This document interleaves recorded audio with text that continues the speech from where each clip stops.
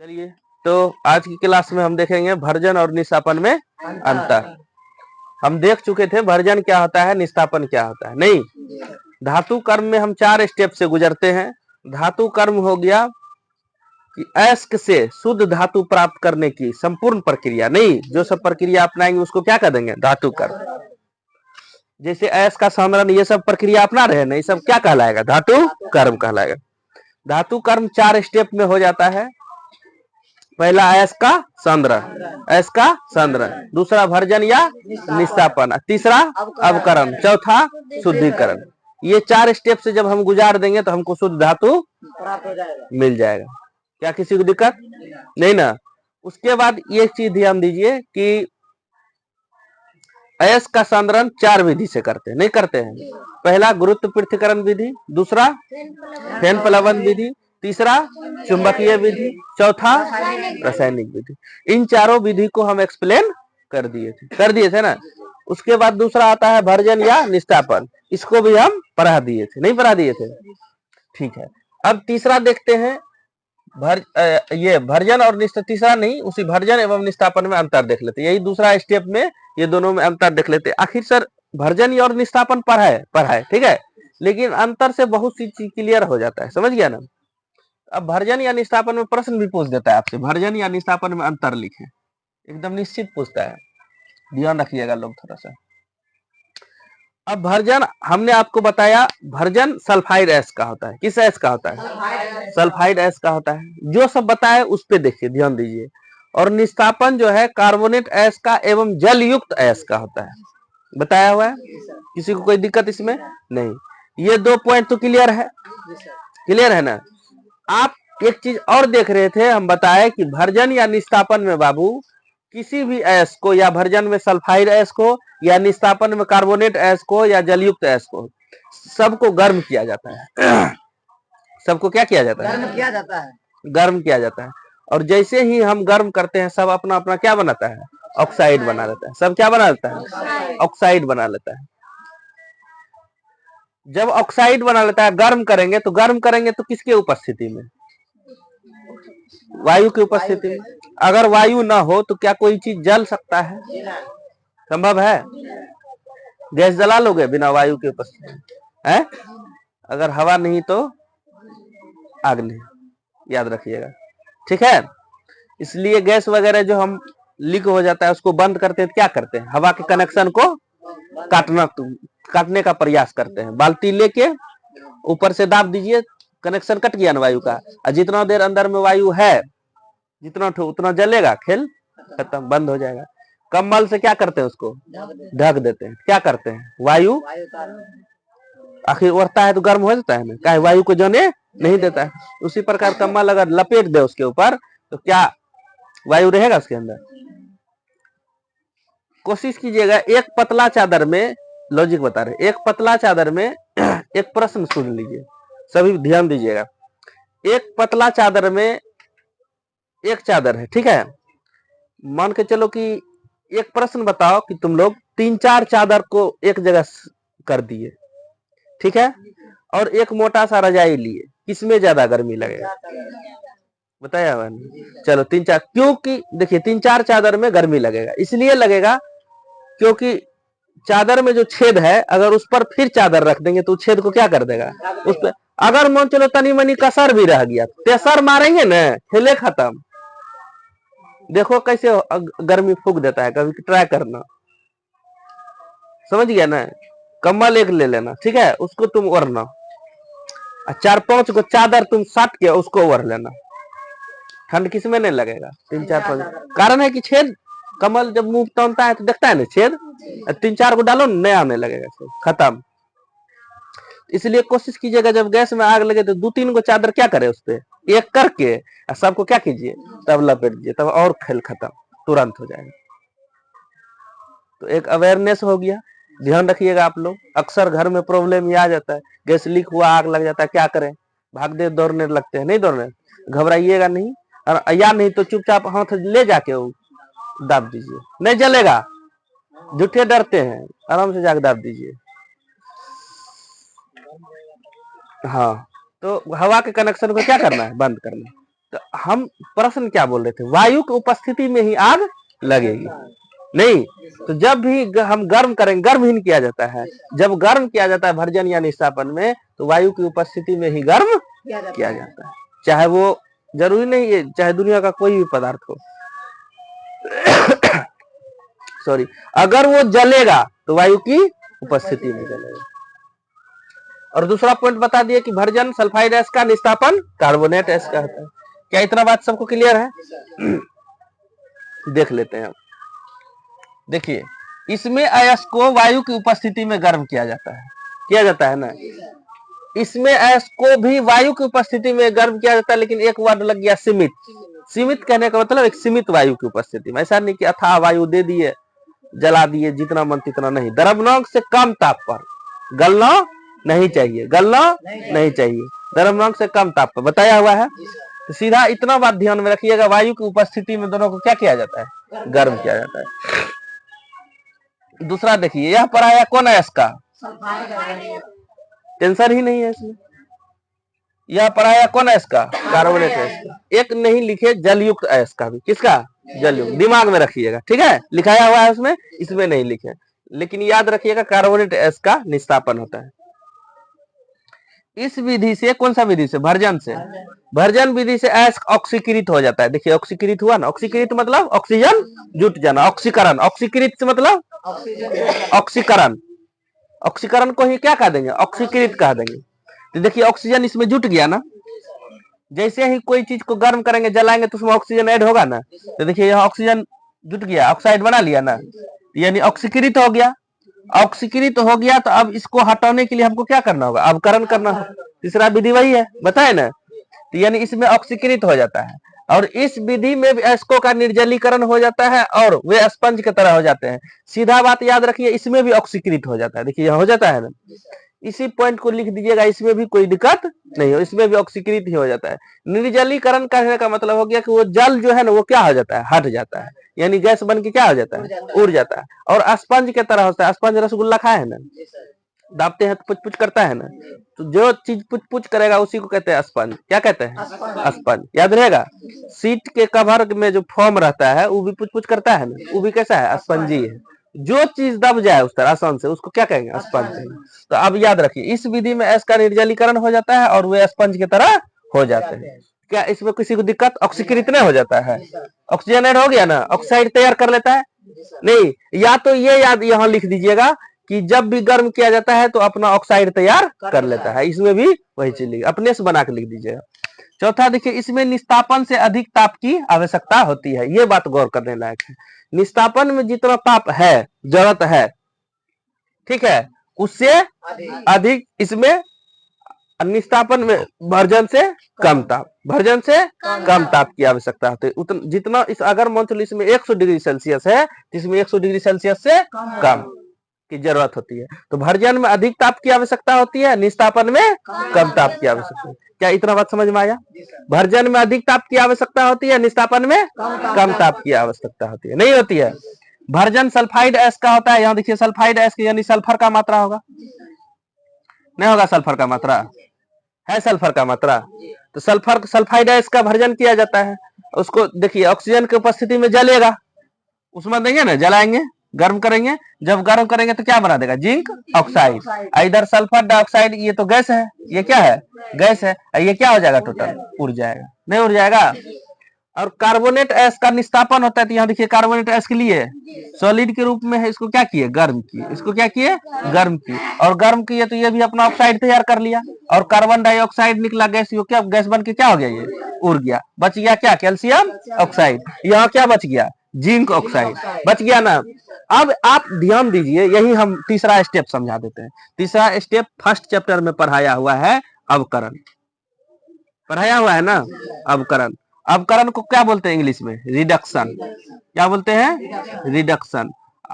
इसी का जस्ट विपरीत होता है ऑक्सीकरण, जो यहाँ ऑक्सीकृत हो गया था। देखिए ऑक्सीकृत हो गया है ना, है, इसके जस्ट अब ऑक्सीकृत हो गया। तो आप बताइए, क्या हमको जिंक ऑक्साइड चाहिए, हमको खाली क्या चाहिए, जिंक, हमको खाली क्या चाहिए, देखिए हमको इतना चाहिए। ये ऑक्सीजन को कहते हैं तुम चले जाओ। यहाँ भी देखिए आप निस्तापन में क्या हमको कैल्शियम ऑक्साइड चाहिए, हमको चाहिए कैल्शियम, शुद्ध धातु चाहिए। अशुद्ध धातु सिर्फ क्या चाहिए हमको, कैल्शियम। ऑक्सीजन भैया कहेंगे भैया आप क्या चचा आपका उम्र हो गया, आप चले जाइए, आपका जरूरत हमको नहीं है। तो जब आपका इसको भेजने के लिए, इसको ये जो ऑक्सीजन है इसको हटाने के लिए, इस ऑक्सीजन को, जैसे जिंक ऑक्साइड तैयार कर लिया ना, इस जिंक ऑक्साइड में से इस ऑक्सीजन को हटाने के लिए हमको क्या करना होगा बताइए, अवकरण करना होगा। अवकरण जैसे ही कर देंगे तो ये ऑक्सीजन क्या हो जाएगा, हट जाएगा। ये ऑक्सीजन क्या हो जाएगा, नहीं हट जाएगा। ये जो अवकरण करेंगे तो ये ऑक्सीजन जो है देखिए ये रंगा हुआ है, ये देखिए रंग दिए है ना, ये ऑक्सीजन क्या हो जाएगा, हट जाएगा। अवकरण में क्या होता है कि किसी पदार्थ में जब ऑक्सीजन का कमी या ह्रास मतलब कमी ही होता है, एवं हाइड्रोजन का क्या हो, योग, उसी को क्या कर देंगे, अवकरण कर देंगे। ऑक्सीकरण क्या कहेंगे, जिसमें ऑक्सीजन का योग एवं हाइड्रोजन का ह्रास। लेकिन यहाँ तो ऑक्सीजन को हटाना है, ऑक्सीजन का योग तो करना नहीं है। ऑक्सीजन को जैसे हटाना है तो यानी ऑक्सीजन में कमी लाना है, यानी तीसरा स्टेप क्या कर देंगे, अवकरण। जैसे ही अवकरण करेंगे अब हमारा क्या बच जाएगा, सिर्फ यहाँ बच जाएगा जिंक, यहाँ बच जाएगा कैल्शियम। देखिए मिल गया आपको जो आपको चाहिए। अब इसमें तनी मनी जो है चौथा स्टेप शुद्धिकरण है ना, शुद्धिकरण से हटा के शुद्ध धातु प्राप्त कर लेंगे। अब जो बनाने का है बनाएंगे। क्या इतना बात बुझाया कि नहीं बुझाया, नहीं बुझाया, इससे पहले भी समझाए, समझा के तब यहाँ वीडियो में बता रहे हैं नहीं, ताकि वीडियो वाले भी बच्चे समझ जाए जो ऑनलाइन माध्यम से पढ़ते हैं। चलिए देखिए, अवकरण ऑक्सीजन का कमी, अवकरण किसको कहते हैं, जिसमें ऑक्सीजन का कमी हो, पहला चैप्टर में पढ़ाया हुआ है, नहीं पढ़ाया हुआ है। एवं हाइड्रोजन का क्या हो, योग। यहाँ देखिए जिंक ऑक्साइड सब तैयार किया है ना, इस सब जो ऑक्साइड तैयार किया है भर्जन और निस्तापन के बाद, ये ऑक्सीजन को हटाना है, इस ऑक्सीजन को हटाना है, इस ऑक्सीजन को हटाना है। इस ऑक्सीजन को हटाने के लिए हम कौन सी प्रक्रिया अपना देंगे, अवकरण। अवकरण में कहेंगे ऑक्सीजन भैया आप क्या कीजिए, चले जाइए, आप हट जाइए, आपकी जरूरत नहीं है, और हमको मिल जाएगा यहाँ जिंक, यहाँ मिल जाएगा कैल्शियम। नहीं मिलेगा। अभी आप एक उदाहरण और देखिए, जलयुक्त इसमें कार्बोनेट में Al2O3 × 2H2O, ये जलयुक्त ऑक्साइड है, इसका भी क्या होगा, निस्तापन ही। कार्बोनेट अयस्क देखिए, कार्बोनेट अयस्क यानी CO3 लगा रहे हैं और जल लगा रहे हैं, जलयुक्त हो, उसका क्या किया जाता है, निस्तापन। अब इसको क्या करेंगे, गर्म करेंगे। अच्छा, इसमें गर्म करने के लिए भर्जन से कम ताप की आवश्यकता है कि ज्यादा, कम ताप की है कि नहीं। अब जैसे ही इसको गर्म करेंगे तो ये अपना ऑक्साइड तैयार करेगा। देखो ये Al2O3 + 2H2O, ये H2O जो है गर्म करेंगे तो क्या हो जाएगा, गैस बन जाएगा, यानी भाप बन के क्या हो जाएगा, उड़ जाएगा।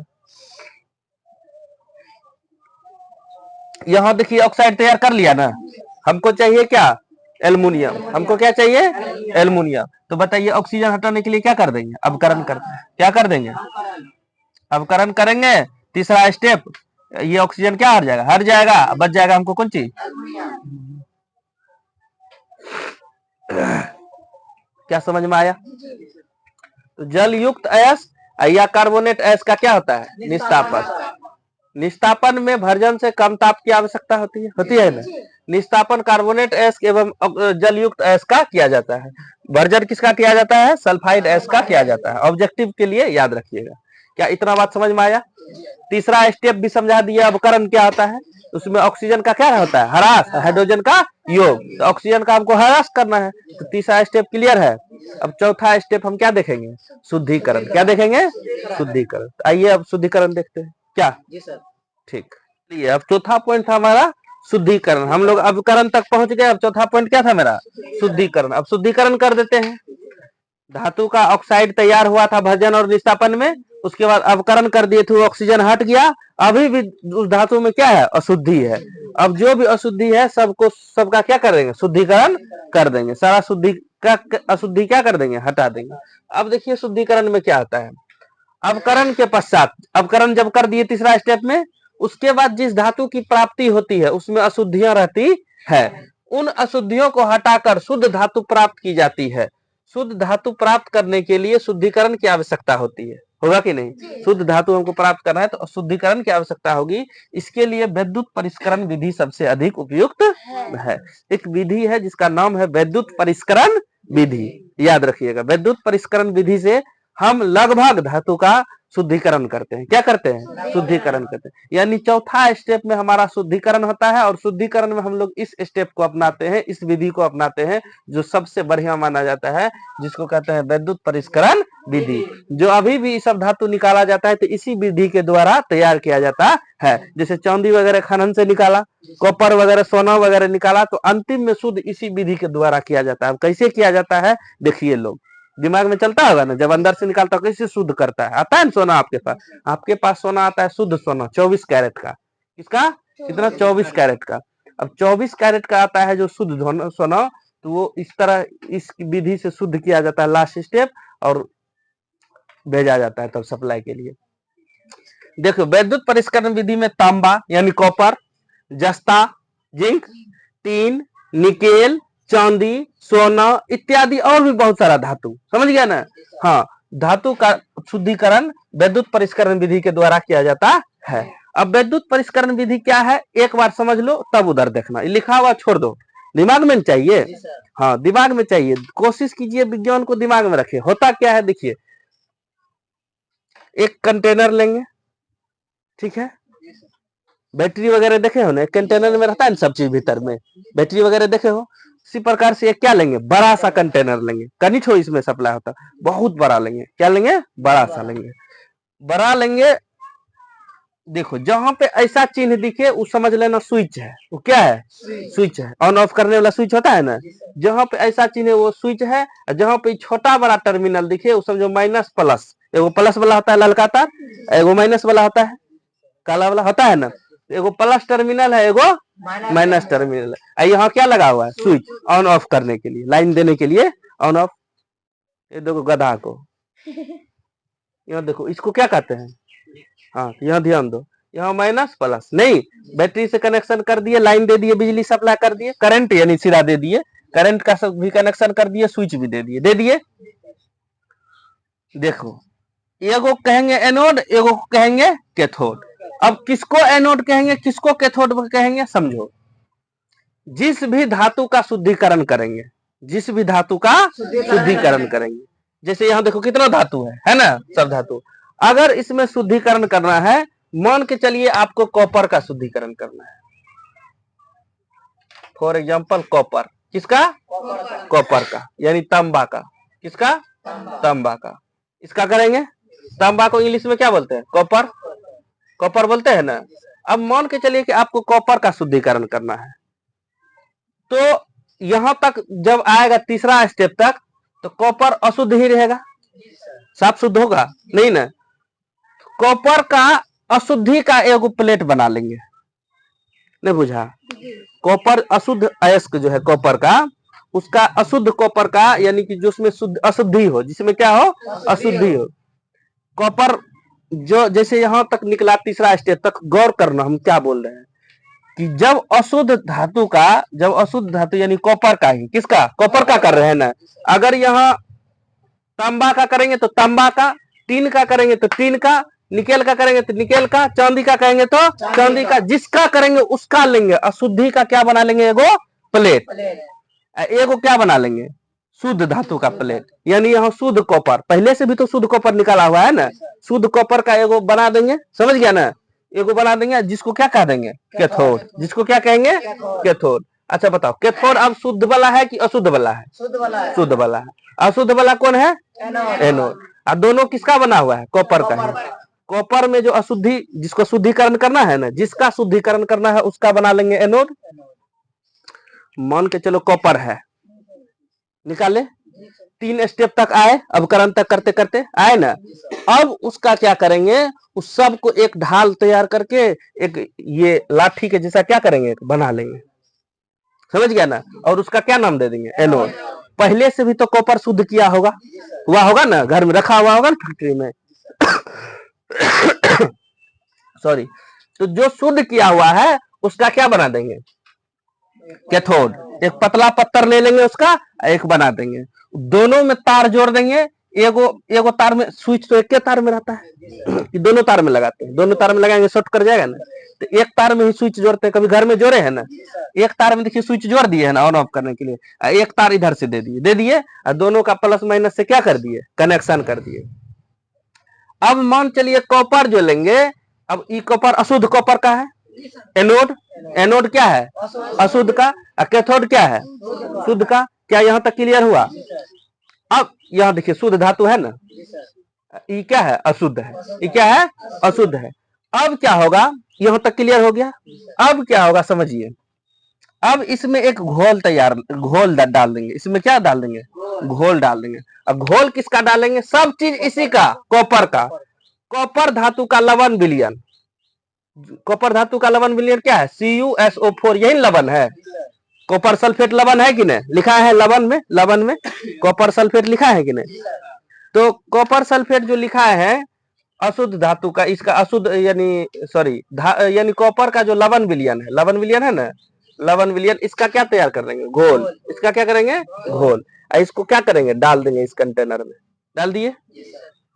अब जब इस कंटेनर में डाल देंगे, अब बिजली यहां से करंट सप्लाई करेंगे, क्या करेंगे, करंट सप्लाई करेंगे। जब करंट सप्लाई करेंगे तो क्या होगा, धीरे धीरे ये अशुद्धि वाला है पैनल है ना, अशुद्धि वाला प्लेट है, ये धीरे धीरे क्या करेगा, गलेगा। ये क्या होगा, गलेगा। इससे यहाँ तो शुद्ध है, ऐसा ही हमको बनाना है, शुद्ध ही तैयार, ये क्या है अशुद्ध है। ये धीरे धीरे गल के यहाँ अशुद्धि क्या होते जाएगा, पेंडी में बैठते जाएगा, क्या होते जाएगा, बैठते जाएगा। और जो इससे शुद्ध निकलेगा धातु, शुद्ध कॉपर निकलेगा, उस सब इस विलयन में क्या होते जाएगा, घुलते जाएगा। पकड़िएगा बात को, इससे ई गलेगा, ई प्लेट जो है क्या होगा, गलेगा। जब गलेगा, जब करंट सप्लाई करेंगे, जब गलेगा तो जितना अशुद्धि है, कचरा है, सब क्या होते जाएगा, नीचे बैठते जाएगा। और जितना शुद्ध धातु यानी कॉपर का कर रहे हैं, शुद्ध कॉपर एग्जांपल के रूप में लिया, और शुद्ध कॉपर क्या करेगा, इसमें सब घुल जाएगा। और घुल के धीरे धीरे इसमें क्या होते जाएगा, सटते जाएगा। सब ये तो शुद्ध वाला है, इसमें सब क्या होगा, सटते जाएगा। और सब अशुद्धि क्या हो जाएगा, यहाँ बैठ जाएगा। अब फिर क्या करेंगे, इसको निकाल लेंगे, नहीं निकाल लेंगे, इस प्लेट को निकाल लेंगे। अब इस पे तो शुद्ध वाला है, सब टोटल तो शुद्ध वाला ही है। अब जो बनाना है बना देंगे, यहां से हमारा पूरा शुद्ध निकल जाएगा, 99.99%। यहां से शुद्ध धातु प्राप्त हो जाएगा।